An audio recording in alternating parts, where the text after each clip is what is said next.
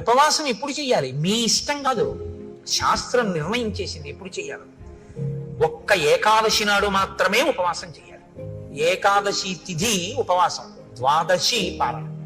సూర్యోదయం అవగానే ఎంత తొందరగా వీలైతే అంత తొందరగా భోజనం చేసేయాలి.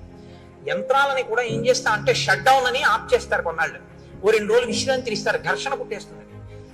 మీరు ఈ శరీరంలో కొన్నింటిని ఆపడం మీ తరం కాదు, ఆపకూడదు కూడా. గుండె ఆపుతానంటే 2 రోజులు రెస్ట్ ఇస్తానంటే కుదరదు, ఊపిరితిత్తులు ఆపుతానంటే కుదరదు. కానీ అన్ని అవయవాలకి కావలసినటువంటి రక్తాన్ని తయారు చేయడానికి, తీసుకున్న పదార్థాన్ని జీర్ణం చెయ్యడానికి ఈ వ్యవస్థ నిరంతరం పనిచేస్తుంది. నిరంతరం పనిచేసే ఈ వ్యవస్థకి విశ్రాంతినిస్తే అది మరింత సంతోషంగా పనిచేస్తుంది.